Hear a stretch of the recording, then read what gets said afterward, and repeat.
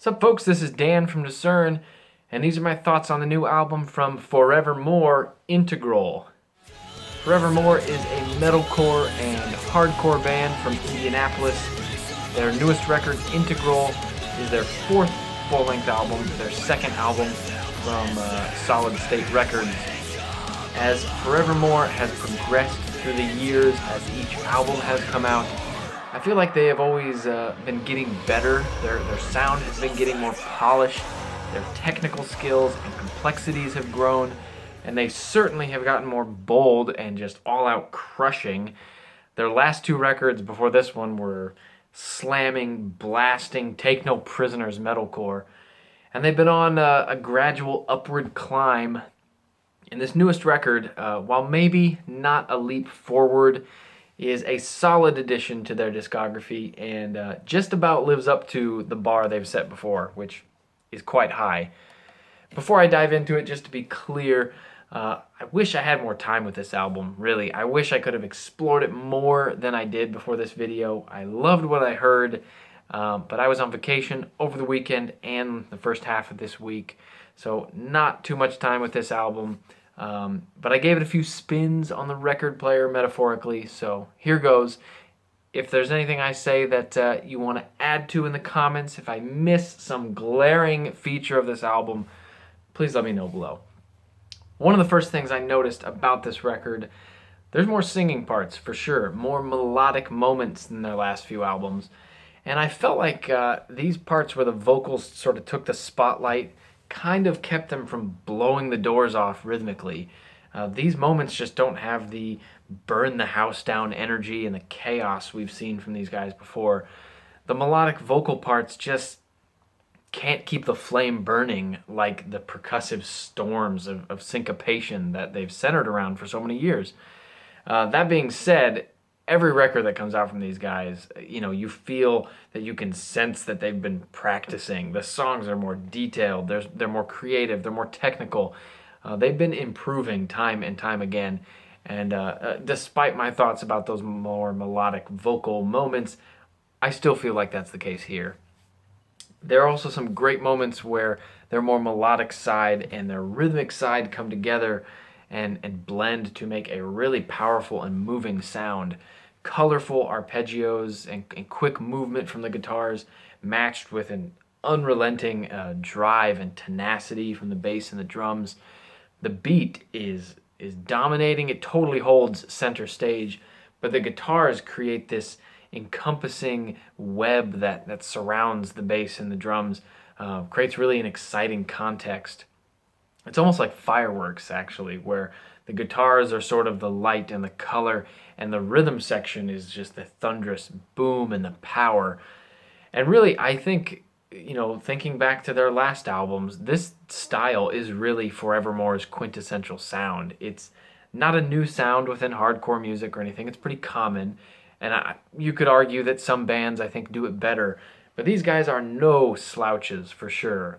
This type of sound is, I think, when they feel most at home, when they feel the most bold.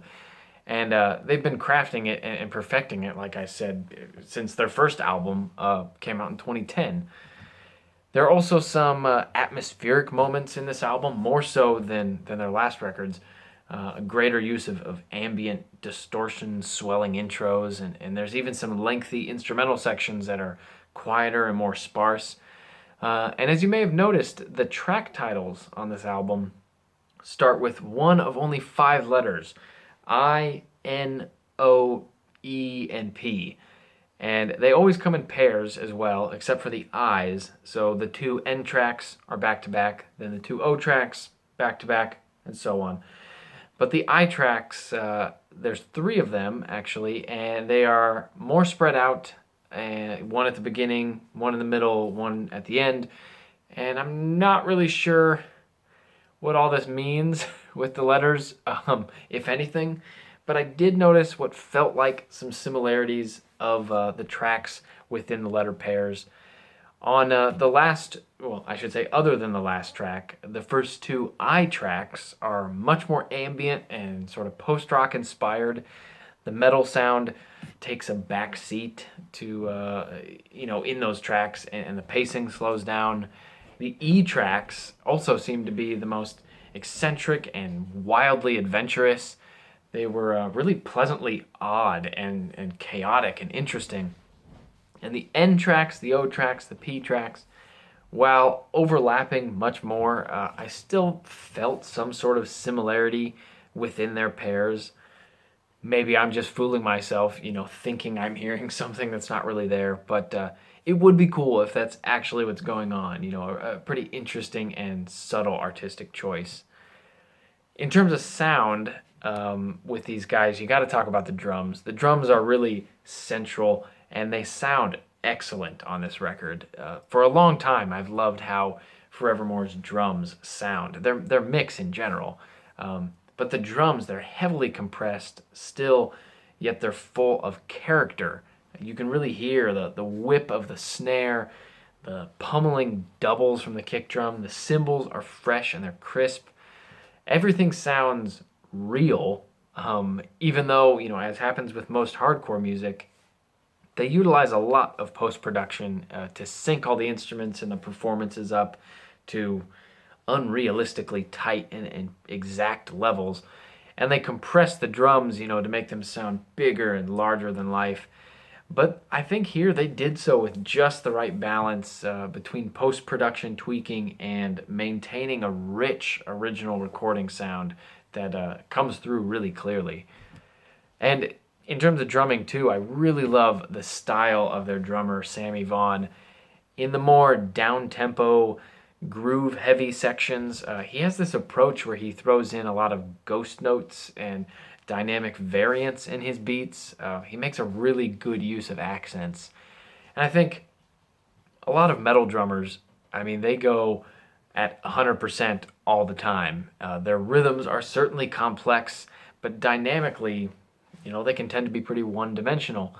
But this guy, I think he utilizes, softer and more mild hi-hat hits and snares. He uses those so well to create an almost funk-inspired rhythm. It's the type of sound that if you took out the 16th notes that he's throwing down on the kick drum, a metal staple, if you took those out, I could see this beat being used with something like Dave Matthews Band.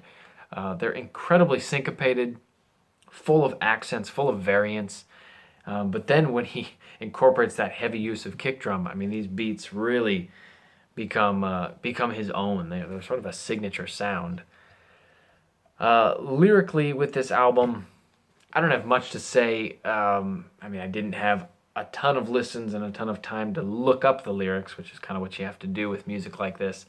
I don't think a lot of hardcore and metal fans pay super close attention to the lyrics, at least not with their first few listens on a record.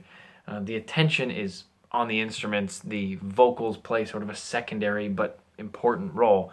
The vocals, I guess, are more about the sound. They're more about the style, the grit, rather than the words. And the words, like I said, they're so often hard to decipher. You have to look them up anyway.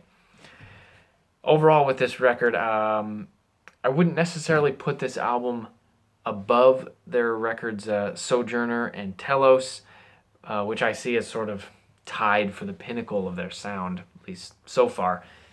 But I wouldn't put this one too far behind. I think they didn't quite reach the same level of energy and complexity that I heard on those last two albums, but they weren't too far behind. It's at least better than their first record, which I think is quite bad. That one is an August Burns Red wannabe album, if I've ever heard one.